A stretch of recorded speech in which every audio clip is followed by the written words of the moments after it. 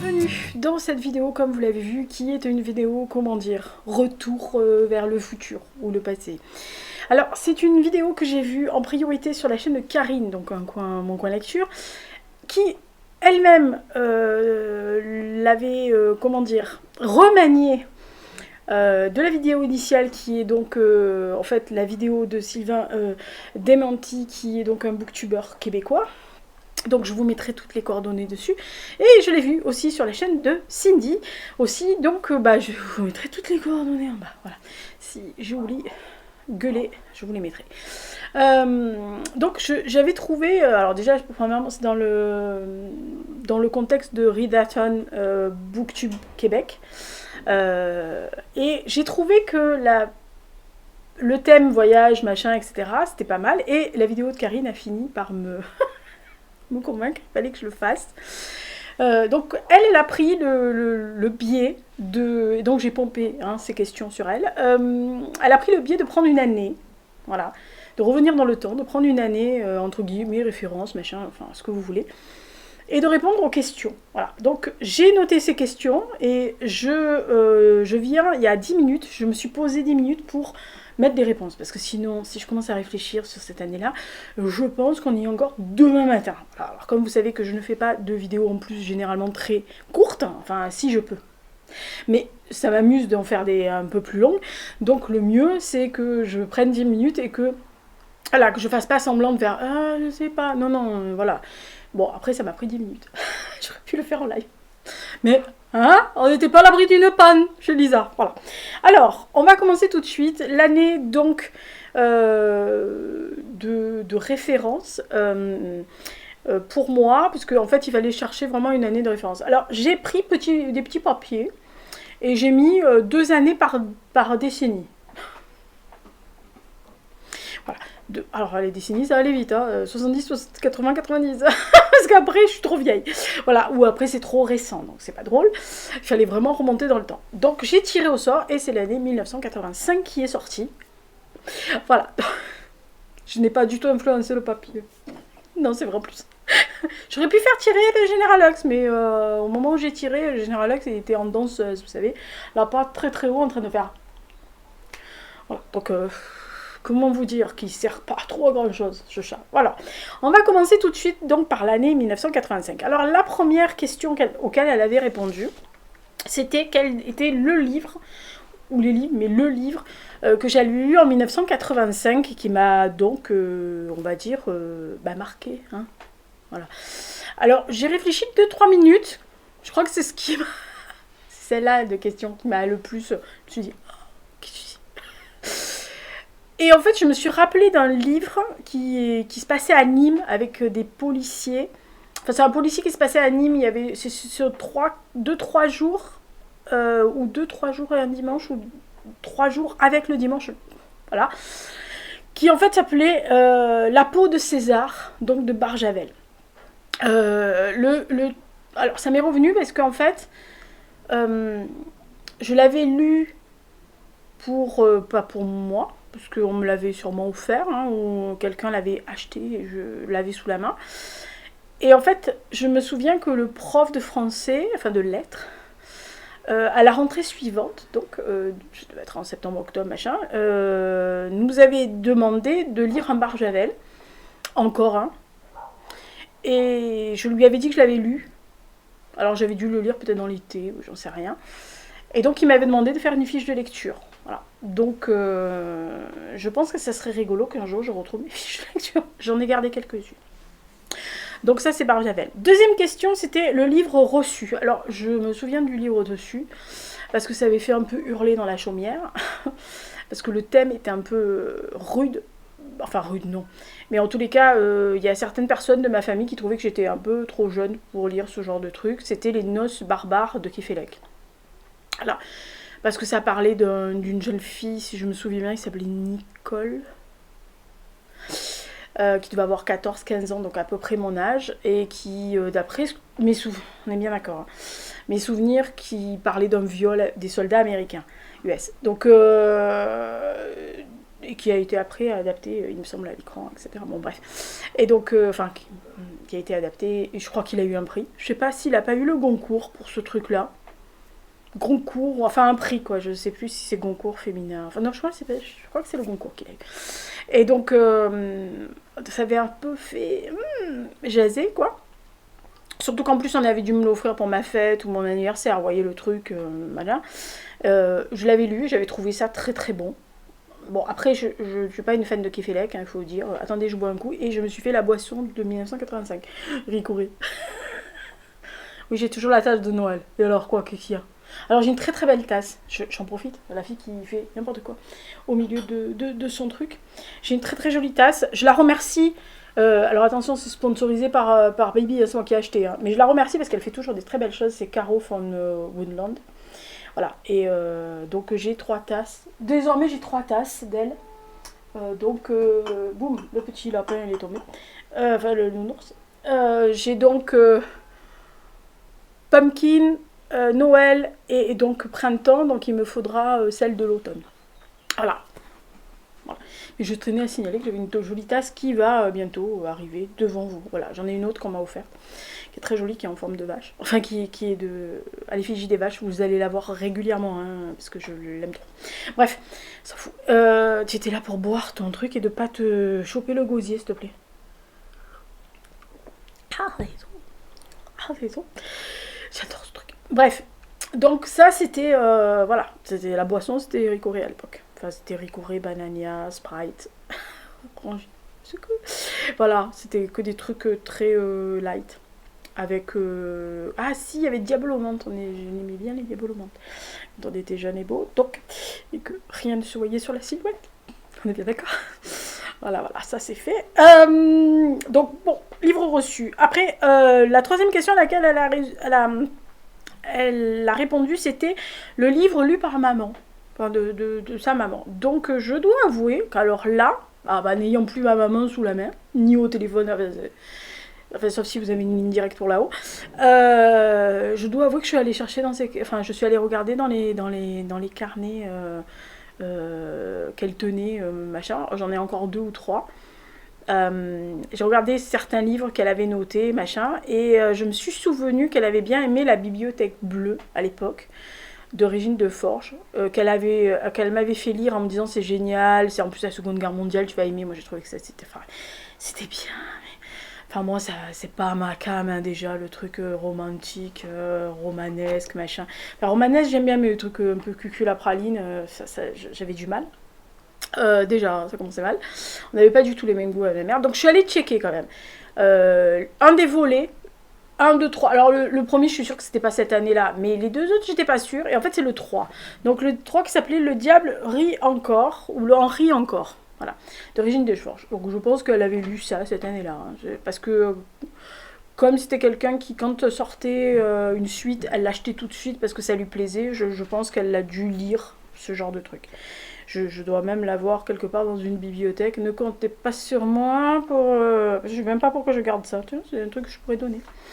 La fille pourrie qui veut donner des trucs.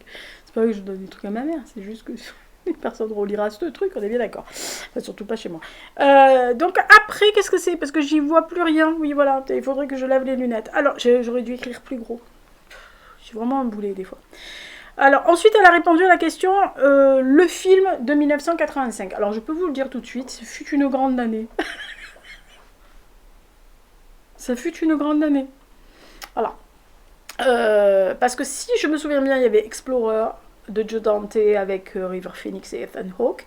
Inutile de vous dire que Bibi a queené littéralement dans le hall du cinéma. À l'époque, il y avait des photos, vous savez, c'est les dinosaures. Donc il y avait des photos dans des vitrines et j'ai dû passer, avec ma grande petite sœur, j'ai dû passer à peu près 3/4 d'heure à couiner comme un goré.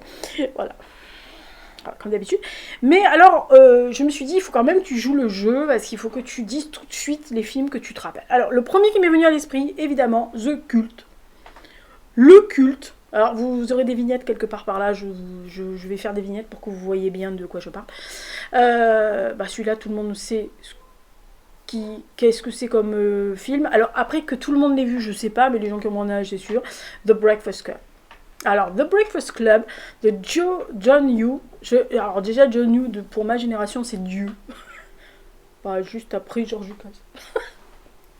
Voilà.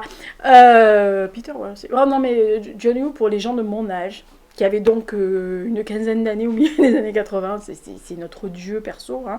Voilà.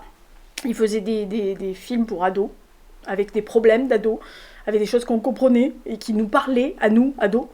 The Breakfast Club, c'est immortel. Perso, je l'ai vu avec plusieurs depuis des générations, enfin oui, depuis 85.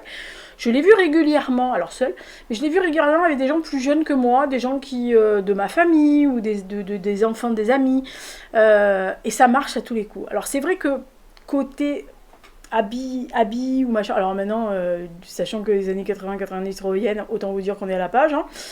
Truc créole, machin avec les logos, grand moment. Et en fait, ça marche à tous les coups. Voilà, ça marche parce que le début, les gamins rigolent, enfin ricanent un peu.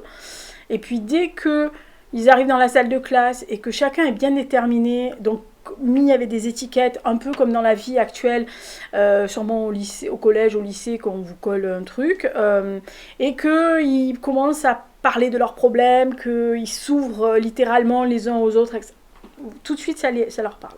Aux gosses. Et puis la phrase de David Bowie, hein, on est bien d'accord que le début avec la phrase de Bowie et Simple Minds à la fin, c'est imparable ce truc. Hein. Imparable. Deuxième qui m'est venu à l'esprit tout de suite, c'est Retour vers le futur. Ah bah oui, ça, bah oui. Marty McFly. Ah mais Michael J. Fox c'était notre héros aussi.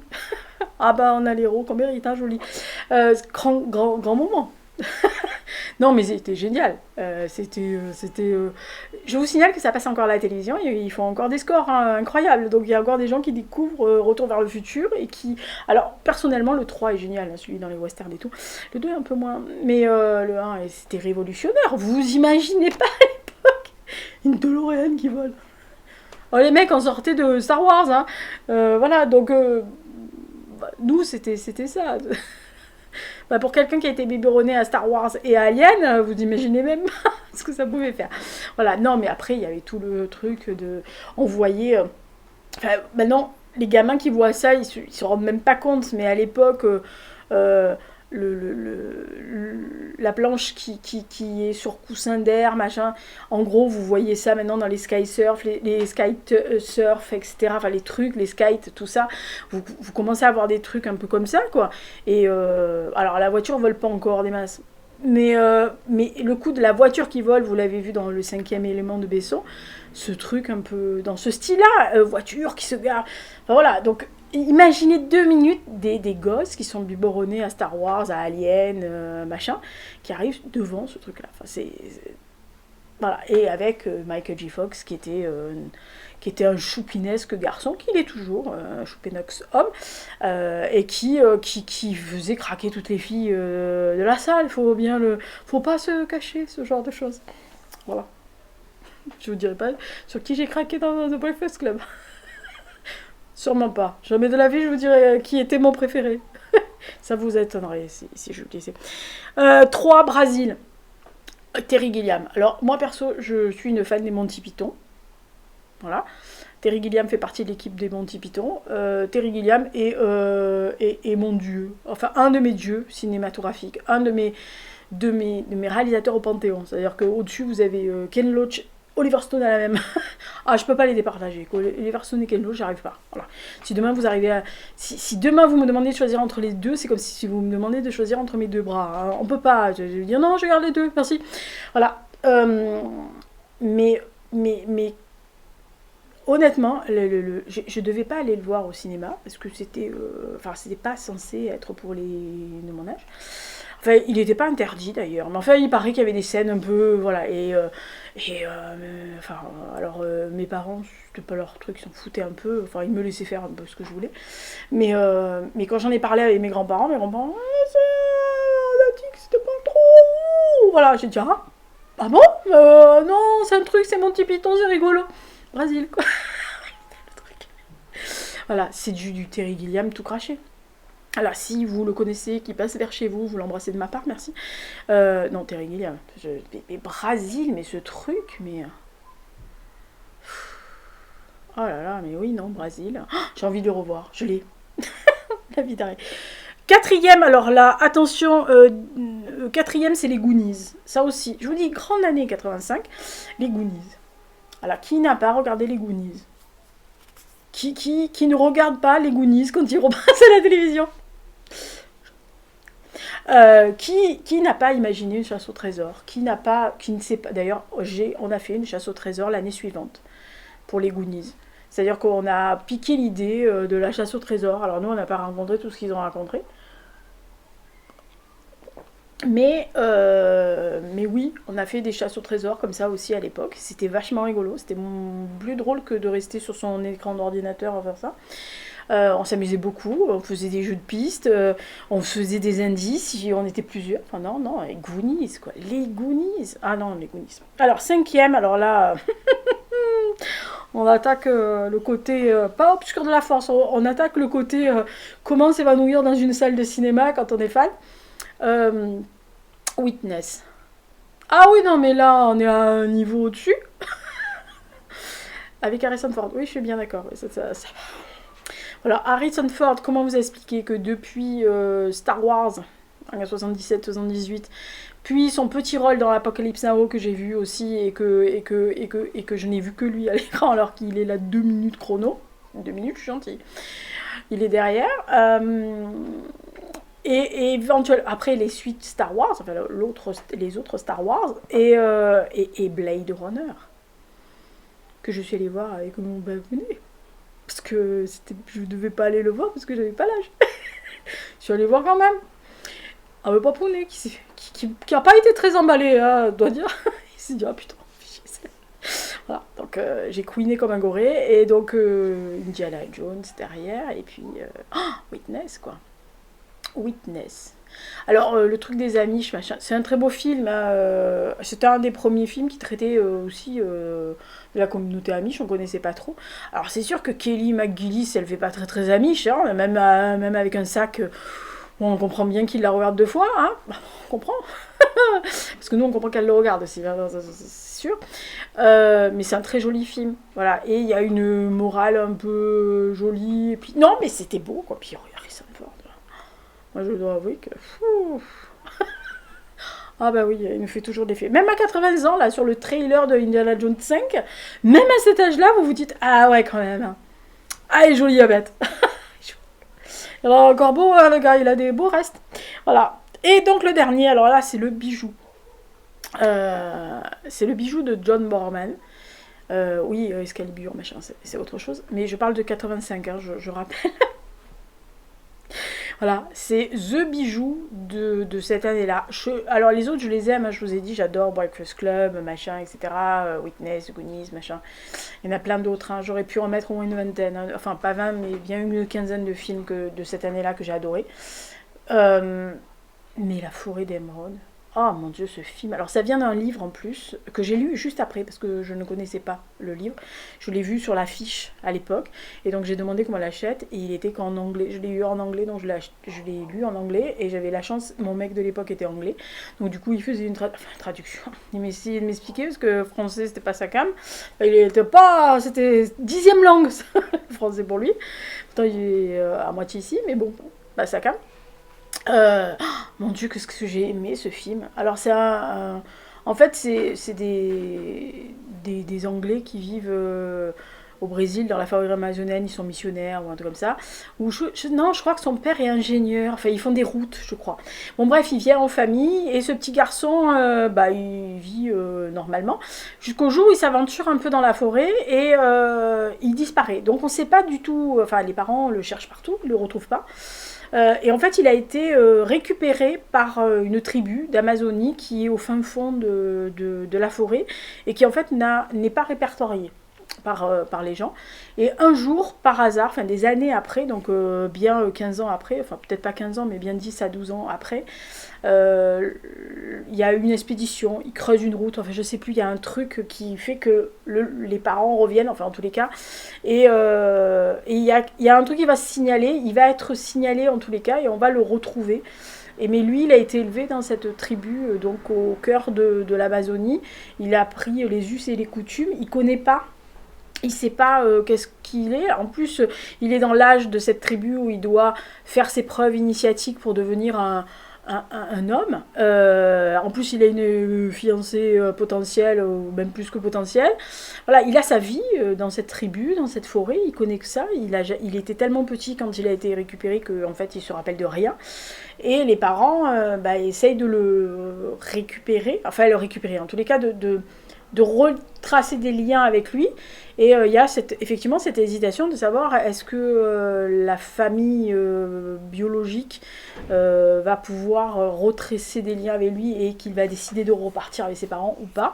Alors je vous spoil, hein, en gros, les parents biologiques le laissent repartir avec sa famille, avec sa famille de cœur et de sang, puisqu'en fait maintenant il est désormais un des leurs. C'est un film merveilleux. Voilà, c'est un des films où quand je suis sortie de trucs, je me rappellerai toujours. Je suis sortie du ciné, j'étais avec des copains de l'époque, enfin mes potes de l'époque.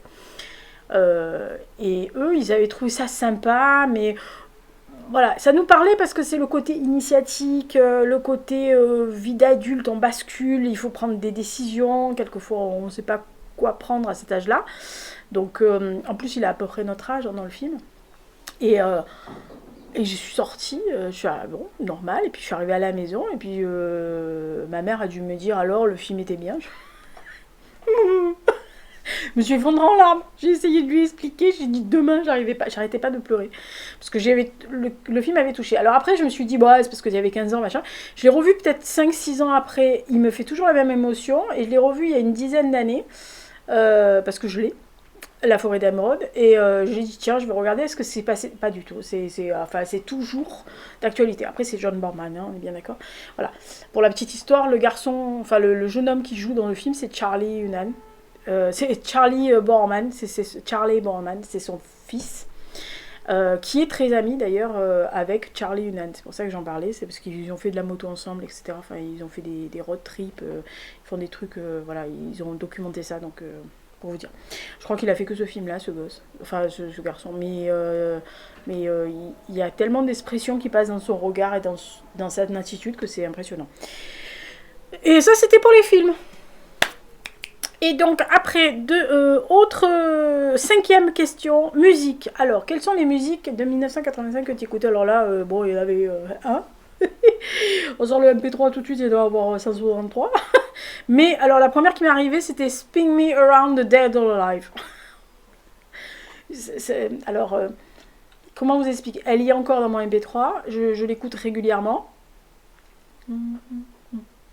Je vous mettrai, si j'y pense, non, vous avez qu'à taper sur Google, vous tapez dans la barre YouTube Dead or Alive Spin Me Around, vous allez voir, vous allez le trouver. Puis en plus, elle va parler aux plus vieux d'entre vous. J'ai une anecdote, c'est qu'on a fait un jour un train de nuit entre Paris et Marseille. Et que... il y avait des trains de nuit à l'époque. Le truc, il devait durer 8 à 9 heures, hein, machin. On passait par Lyon, machin. Et à chaque fois qu'il y avait des gares, qu'on s'arrêtait, nous, on faisait la fête dans le wagon. Qui étaient les wagons compartiments, vous savez. Mais en fait, tous les compartiments étaient occupés. Je sais pas d'où on revenait, hein, mais c'était le bordel. C'était pas en 85, hein, mais c'était un petit peu après, mais on n'était pas plus... Oh, on devait avoir 20 ans. Et je sais pas d'où on revenait, mais on revenait à plusieurs. On était en train de faire la fiesta dans le wagon. Et on avait vous savez, les trucs de cassette, etc. Et donc, on avait une cassette où on a fait pratiquement tout le voyage en écoutant Dead or Alive ou Big in Japan, Forever Young de Alphaville. Et tout Depeche Mode. Je crois qu'on a tapé tout Depeche Mode.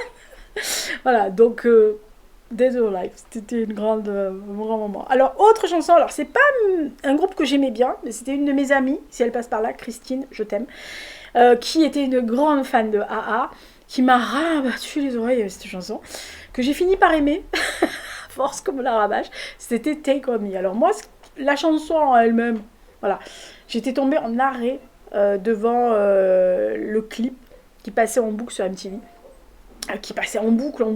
Moi j'avais réussi à le voir, machin, et il passait en boucle sur je ne sais plus quelle chaîne, qui passait beaucoup de musique aussi, beaucoup de clips, je rappelle, et c'était révolutionnaire. Ça aussi, le dessin animé avec les personnes, et quand ils passent de l'autre côté du miroir qui est en dessin animé, ils se transforment en cartoon, alors que 5 minutes avant c'est un joli garçon, même si c'était pas mon préféré, mais c'était un joli garçon, voilà. Alors donc on a vu ce clip à nausea, mais on est bien d'accord, et la chanson pareil, mais c'était, voilà. Troisième chanson, c'est Russians de Sting. Alors Russians, c'est parce qu'on l'a fait à l'école. Alors moi j'étais pas une grande fan de Police et Sting, mais j'aimais bien. Et effectivement, quand elle est sortie, j'avais trouvé ça sympa et tout. Et à l'école, la prof d'anglais nous avait dit un jour, on va faire un... vous allez apporter une chanson que vous aimez bien, anglaise, hein, bien sûr, en anglais ou en anglais, en langue anglaise. Et on choisira 4-5, on votera, on en choisira 4-5, et on va pendant une semaine, tous les cours d'anglais, donc on avait peut-être un cours ou deux par jour, ouais, à peu près. On fait une chanson par jour, on traduit, donc vous me faites la traduction, machin, et je vous explique si vous ne comprenez pas certains mots, il y a des mots que peut-être vous ne connaissez pas. Et on avait tous mis les trucs, et en tirant, elle avait tiré Russians de Sting. Voilà. Alors on était très peu à avoir compris toute la chanson, parce que à l'époque, il n'y a pas tout le monde qui parlait anglais couramment. En plus, ça faisait 2-3 ans que certains le faisaient en dilettante. Bon, moi j'avais la chance, je me dis, mon mec est anglais, donc je parlais assez régulièrement avec lui et avec mes potes. Mais et c'est un souvenir à l'école, j'avais trouvé ça génial que la prof nous demande nos chansons à nous. De nous demander nos chansons pour qu'on puisse comprendre, parce qu'il y avait des chansons qu'on chantait en yaourt, hein. Alors l'exemple typique pour moi c'est Nena, vu la truffe que je suis en allemand, Falco pareil, hein, on est bon d'accord. je chantais en yaourt moi, je pense que je chante toujours en yaourt. Alors maintenant je les ai appris, mais phonétiques, mais si j'avais pas eu la traduction par mes potes allemands, je ne comprendrais pas ce que je chantais, hein, voilà, ni l'explication. Donc ouais, Russian c'était pas mal. Et alors la quatrième c'est un français. En plus, il sort un album là. J'ai le droit de le dire que je l'aime. Si je l'aime depuis 1981. Voilà. Pour vous dire que ça date, hein, c'est plus de notre temps, ma bonne dame. 4 décennies à soupirer sur Etienne Dao. Voilà. Alors, ne parlez pas d'Etienne Dao, un meilleur ami qui me dit qu'il a une voix de chat écrasé. Ma mère ne le supportait pas. Je peux vous dire que la pauvre, elle a morflé quand même dans les années 80, parce que Duran Duran, Etienne Dao, à fond la caisse, Depeche Mode, The Cure, Simple Minds, après que j'ai découvert R.E.M., machin. Oh là, la pauvre. Oh la pauvre. Ah bah elle a morflé, hein, oui, ses oreilles, elle a fou. Voilà. Etienne Dao tombé pour la France. Je ne sais pas combien de fois j'ai pu l'écouter. En plus, dès qu'on faisait une boom, il était automatiquement sur la piste, enfin sur la platine. Oui, à l'époque, on avait les 45 tours, hein, je rappelle. Ou les cassettes, ou les 47 tours. Ah, oui, si. Donc, on se ramenait avec nos disques pour les booms, je rappelle. Donc, on arrivait avec nos disques, et puis, il y en avait un qui était dévolu. Alors, généralement, celui qui savait qu'il jamais de la vie il allait danser avec une fille, qui était dévolu au platine. Ou peut-être des fois le papa. Voilà, le papa ou le grand frère de celui qui faisait sa boom ou autre, qui était le disjockey.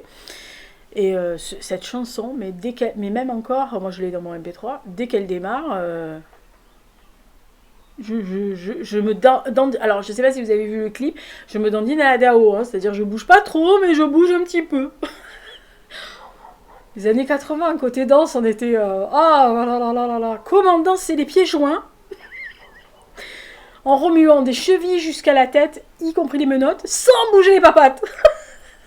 On est les rois sur ce truc.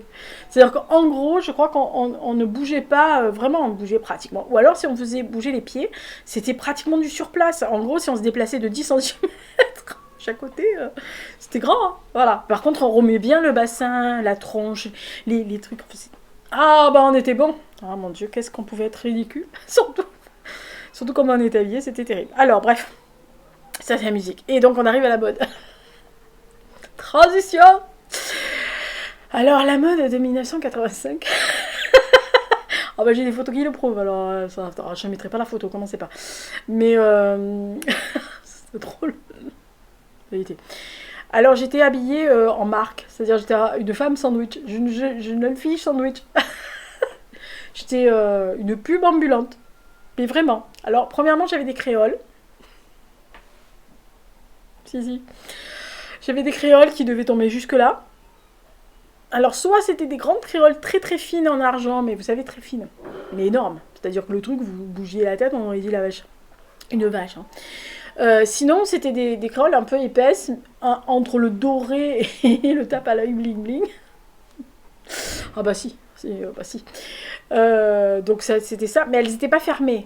Elles étaient en demi-lune, si vous voulez. Oui, c'était classe. Donc après, vous aviez forcément ou un bandana de couleur fluo, hein, c'était la mode du fluo, je me rappelle. Vous avez un bandana fluo, alors soit vous le mettiez en chouchou dans les cheveux, soit... alors moi, je l'ai jamais mis autour du cou, hein, c'est même pas un rêve. Je l'ai mis autour de la tête, enfin pour m'attacher une queue de cheval, au poignet, c'était très mode au poignet. Ah si. Oui, si, c'était comment dire... oui, c'était la mode. Et après, alors après sandwich, c'était, j'avais un t-shirt. Alors à l'époque, les marques, enfin que moi j'avais, qui était la mode, c'était Chevignon, blanc-bleu, naf-naf. Point de salueur de ça. Voilà. Donc je devais avoir un pull ou un t-shirt, je sais pas quoi, enfin en tous les cas l'été c'était un t-shirt avec écrit soit naf-naf, soit chevignon en gros, soit un truc, alors blanc-bleu c'était pas écrit en gros, mais vu la façon de faire des pulls c'était souvent de la laine, même l'été coton léger, mais on savait que c'était blanc-bleu. Ah bah de loin, vous voyez les imitations, nous. Hein. Voilà. Jean, alors cet été a eu un grand moment. C'est-à-dire j'ai eu un jean naf-naf où... Pardon. Il y avait un trou sur le genou droit, gauche. Il y avait un gros trou qui était fait par nos soins. On n'achetait pas un jean troué, enfin on a acheté des jeans troués après, mais qui étaient troués, enfin qu'on écartait beaucoup, hein, qui avait juste une coupure, et puis nous, voilà. Là, c'était là, je revenais d'Angleterre, donc c'était la grande mode des jeans troués avec des gros trous béants sous les fesses et au genou. Donc j'avais un gros trou béant sous le genou qui a été rapiécé par ma mère une fois et par ma grand-mère avec une autre pièce parce qu'elle pensait que c'était usé alors que j'ai tout déchiré en disant ah ça va pas, c'est un trou, c'est la mode. Grand moment familial où quelqu'un t'explique que tu ressembles à rien quand tu dis mais ça va pas, tu peux pas savoir, t'as jamais été jeune. Voilà. Et c'est ce qu'on dit maintenant. Voilà. Ben, la roue tourne, hein, les vieux. Hein. Enfin, les jeunes, hein, vous verrez quand vous serez vieux. Et de l'autre côté, grand moment ça aussi, grand moment, j'avais un cochon. Si, un vrai cochon. Enfin, un cochon naf-naf, vous savez, le logo naf-naf. Donc, un cochon en caleçon de bain. Si, je vous assure. Qui tenait une planche de surf. Donc, en fait, la planche de surf passait de mon bassin, en fait, et ça descendait jusqu'à pratiquement au genou, le cochon, la planche de surf. Fluo, hein, dans des jolis tons fluo, jaune, rose, vert fluo. Enfin, vous savez, le truc un petit peu orange aussi. Enfin, le truc bien agressif. Voilà, j'avais poussé le vis. Alors ça, à l'époque, les jeans n'étaient pas slim, hein, c'était des jeans droits. Donc ça avait la coupe de Levi's. Et c'était donc, ça s'arrêtait à la cheville. Grand moment, l'époque, c'était l'époque de mettre éventuellement une espèce de cordon de surfeur, vous savez, les liches. Voilà. Ah bah si, hein, on était ridicule.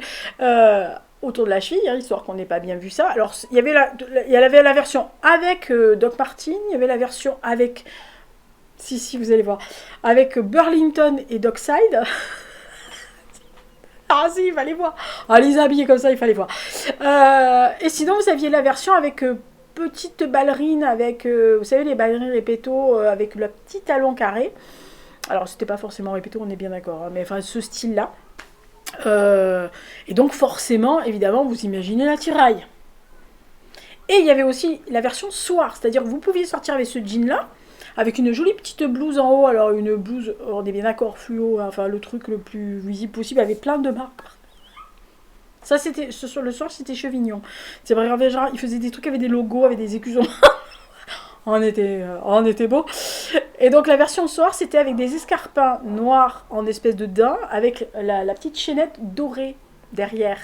Talon de neuf. Hein. Ah bah si, talon de neuf et sans plateau devant. Ah, on était beau. Alors le soir, on avait quand même le pull. Le pull blanc-bleu, ou qu'on avait piqué à son mec sur les épaules, comme ça, juste attaché négligemment. Ah, je vous assure que... Ah, bah, avec le bandana dans les cheveux, les créoles, le maquillage qui allait avec. Alors, à l'époque, c'était rouge à lèvres, rouge indélébile, d'ailleurs, je vais dire beauté, rouge indélébile. C'était la marque Rouge Baiser, qui existe toujours, hein, d'ailleurs. Rouge indélébile, avec le trait d'eyeliner, qui était parfait, hein, parce qu'on arrivait à faire ça des deux mains simultanément. Merci d'être ambidestre. Alors, le trait à la... Ah oui, ah bah c'est œil de biche, plus, hein. Mais on avait un peu de mascara, on n'avait pas de... Enfin, on n'avait rien. Moi, je n'ai porté que de la bébé crème, de la CC crème qu'à partir de mes 44 ans, pour vous dire. Avant, je ne mettais rien sur ma peau à part les hydratations. Voilà. Donc, on n'avait pas de fond de teint, on n'avait rien. Puis, de toute façon, on avait des peaux de pêche à 15 ans, faut pas déconner non plus. Enfin, jusqu'à au moins 35 ou 40 ans, moi, j'ai eu une peau nickel. Hein, donc, voilà. Bon, après, voilà. Après, ça tombe. La pesanteur. Mais voilà, non, on était beau. Ah oui, c'est sûr que... Ah, j'avais une chemise aussi rose, mais vrai rose, hein, un rose.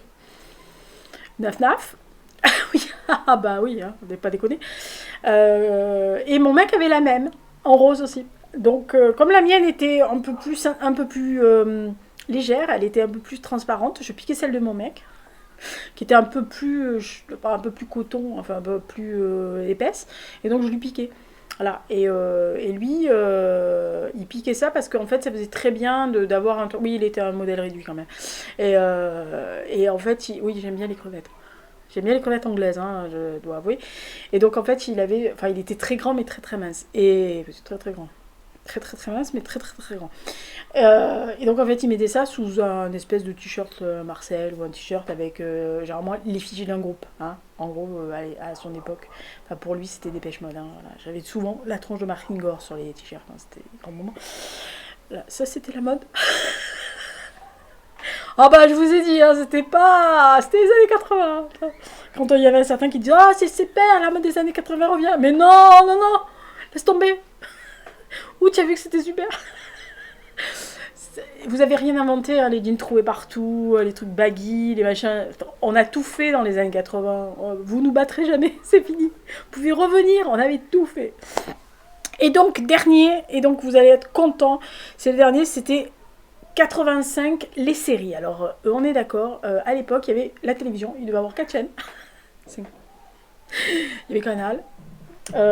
Mais qui était réservé aux abonnés, puis en plus bon c'était quand même un coup, hein, Canal Plus à l'époque, hein. Alors maintenant c'est toujours pas donné quelquefois si vous n'avez pas l'argent, mais à l'époque c'était déjà pas, il fallait le décodeur, le machin, le truc bidule, donc il n'y avait pas énormément de chaînes avec des séries. De toute façon il y avait des chaînes françaises, hein, il y avait des séries françaises. Alors moi je me souviens, alors oui, moi j'étais très Mondes Engloutis, c'était un dessin animé. Alors oui, à l'époque, il y avait encore des diffusions de Goldorak, machin. Mais les Mondes Engloutis, je pense que ça a commencé en 85. Et tous les soirs, quand on rentrait, il y avait les Mondes Engloutis. Alors je sais pas si c'était le Club Dorothée ou Récréa 2, enfin je sais pas quel truc. Alors on regardait pas les trucs pour les bébés, mais alors les Mondes Engloutis, moi, c'est moi quand même, hein, voilà. Alors, même encore, je connais le... Voilà. Et il y avait Punky Brewster. L'espèce de gamine là, qui avait un jean relevé au genou avec un bandana partout, le chien, pourritos, machin, grand moment. Bon, alors, on n'était pas aussi mal habillés qu'elle, mais il y avait une tendance quand même. Ah bah, il y avait une tendance. Ça y est, alors le bruit que vous avez entendu, c'est Hux, qui vient de s'amuser dans son carton, parce qu'il a toujours le carton Casinomi, hein. Il veut pas le lâcher, et il s'est endormi, et du coup il a basculé. Ah bah, c'est-à-dire il est tellement léger, le carton a basculé, il est tombé. C'est vraiment un peu coucouille molle, hein. Oui, je l'appelle coucou molle des fois. Je vais me faire biper par YouTube. Oui, mais c'est mon chat, je fais ce que je veux. Ah, maman, oh, c'était le gros chat, sa maman. Voilà. Et là, il se met contre moi en mode regardez, Tomé. Je le ramasserai tout à l'heure, chouchou. Donc, oui, on était très, très Plucky Poster. Et il y a une série, véritablement. J'ai pensé aussi à une série américaine qui s'appelait Chips. Ça m'est revenu, mais je sais pas si c'est 85, je sais pas vérifier. Vous savez, c'était deux patrouilleurs américains là sur l'autoroute avec des super grosses motos là. Il leur avait toujours des trucs, machin. Mais alors, l'événement de 1985, la série qui a vieilli pour les effets spéciaux, mais qui était tellement génial. Pour quelqu'un qui a été Star Warisé et alienisé, V, avec les lézards. Oh putain, cette série. Vous n'aimez pas l'idée que ça a fait. Parce qu'en fait, il y avait quand même... Maintenant, elle recule. Mais je pense que c'est ça aussi qui faisait qu'on aimait ça. C'est qu'il y avait un envahissement. Parce que c'était un genre guerre, quoi. Et puis, il y avait la résistance. Donc, il y avait forcément des gentils. Et il y avait forcément les méchants. Et les méchants, au début, on croit que c'est méchants. Parce que c'est des aliens, quoi. Mais non, c'est des lézards. Oh putain, la première fois qu'ils sont transformés. Seigneur. Avec la méchante, elle s'appelait Diana. Oh la trouillasse qu'on s'est pris. Bon après, mais c'était impressionnant. Hein. Oh. Bon maintenant quand on le regarde, on rigole parce que c'est la transformation en lézard. On voit bien que c'est pas. Mais c'était. Non mais vous riez, mais hein, voilà, c'est comme les gens qui, la guerre des mondes, les machins comme ça, qui l'ont lu pour la première fois dans les années qui sont passées, le truc que Orson Welles avait fait à la radio, l'espèce de canular qui a foutu la trouille à la moitié de l'Amérique, à l'époque, c'était ça. Donc remettez-vous dans les années 80 où, voilà, la bébête pour nous, absolue, l'horreur absolue, c'était quand même Alien, hein. Je rappelle le truc qui sort et tout, voilà, ça nous a un peu dégoûté de bouffer pendant quelques jours. Vous vous retrouvez des lézards qui a une langue qui sort et tout, puis qui tue les gens, et qui... Oh mon dieu, c'est tout dur. Oh, V, c'était excellent. Alors après, je l'ai revu il y a quoi, une quinzaine d'années, repassé sur une chaîne. Il doit se trouver sur les plateformes. Tout tapé V. Enfin, V. Les visiteurs en français, je crois que c'était sous-titré V, visiteurs. Et pas les visiteurs avec... Non, les visiteurs V... en haut. Et c'était... Alors oui, ça a vieilli, on est bien d'accord, les effets spéciaux, mais le propos de derrière, il n'a pas tant vieilli que ça. Allez-y. Voilà, donc ça c'était Retour vers le futur, année 1985. Je remercie donc Karine, Cindy et Sylvain pour leur idée. Allez voir leur chaîne, parce que le BookTube Québec, c'est quand même du haut niveau. Et ils font des trucs absolument géniaux, et ça change. Voilà, donc surtout, faites attention à vous et on se retrouve la semaine prochaine. Je ne sais pas du tout ce qui va être. Alors la semaine prochaine, il y a deux choix. Soit j'ai fini le manufacturier que je suis en train de lire, sachant que ça va être un peu short. On est bien d'accord. Donc là, celle-là, elle sort le 26. Enfin, pour vous, demain. Oui, je l'enregistre la veille. Comme d'habitude, toujours la ramasse. Donc, soit vous avez la vidéo de pile à lire. Soit vous avez la vidéo de point lecture dimanche soir à 18h, donc le 30. Parce que j'aurais fini de lire le manufacturier, sachant qu'il y a 2 jours où je ne pourrai pas lire parce que j'ai des trucs à l'extérieur et je suis invitée, donc je ne peux pas lire quand je suis invitée à dîner. Hein. Ça ne se fait pas. Et que le matin je ne pourrai pas et la journée je ne lis pas, je rappelle que je travaille. Donc voilà, il y a 2 jours où je ne vais pas vraiment lire du tout. Donc soit j'ai réussi à le finir avant dimanche matin et je peux enregistrer samedi soir parce que je suis tranquille pour une fois. Parce que vendredi je vais au ciné. Soit je ne l'ai pas fini, et donc je vous caserai la pile à lire de mai avec les vignettes, parce que je n'ai pas tous les livres, et je vous expliquerai. Je vais la tourner demain, je pense. Non, pas demain, je peux pas demain, je suis invitée à dîner, donc je la tournerai vendredi avant le ciné. Voilà, mieux. Voilà, donc soit vous aurez la pile à lire, soit vous avez le point de lecture, donc la prochaine vidéo. Donc soit j'ai fini, c'est dimanche le point de lecture, et la pile à lire sera mercredi d'après. Donc le 3, si je ne m'abuse, soit ça sera l'inverse. Vous aurez la pile à lire dimanche et vous aurez le point lecture le 3. Voilà. parce que on fait ce qu'on peut, mes pauvres amis. Voilà. Et hier, j'ai lancé une question pour un FAQ que je ferai mi-mai, enfin vers le 10 mai, je pense. Je pense. Ça sera peut-être le 10 mai. Donc il y a plein de gens qui m'ont posé des questions, dont une qui m'a inondé de questions. Et que je remercie, merci Bubu, de m'avoir posé toutes ces questions parce que ça prouve qu'il y a des gens qui s'intéressent à ce que je fais ou ce que je pense. Donc merci pour toutes les personnes qui m'ont posé des questions, parce que là j'en ai à peu près, je crois, 15 bonnes questions minimum, donc ça va être sympa. Donc d'ici là, portez-vous bien, faites attention à vous, et puis vous avez vu les vignettes, vous pouvez aller écouter les musiques. Je vais essayer de vous mettre, si j'y pense, je vais essayer de vous mettre les liens sur les trailers des films dont j'ai parlé et des musiques. Après, ça prend du temps d'aller chercher. Donc si j'arrive à monter ça tout ce soir, oui. Si je vois que je suis en train encore ramer pour le montage et que je m'excite, vous taperez dans la barre, vous voyez une double fenêtre YouTube et vous tapez quand je vous en parle. Comme ça, vous allez voir et vous allez rigoler. Mais je pense que vous connaissez tout ça, donc c'est pas la peine que vous vous énerviez. Non, laissez tomber. Vous connaissez tout ce que je vous ai dit. Ah bah quand même, si vous connaissez pas Dead or Alive, que voulez-vous que je fasse pour vous, mes pauvres amis? C'est plus la peine, il faut tout revoir l'éducation. Bon, par contre, pour la photo... Ah, non, on va éviter. On va éviter de se ridiculiser complètement, Lisa. Je l'avais fait passer sur une story YouTube, Insta, donc vous aviez qu'à la voir à l'époque. Enfin, elle était soft, elle était avec la chemise de mon mec. Mon Dieu, j'ai encore la vision de moi habillée comme ça. Quelle horreur, tiens. C'est horrible.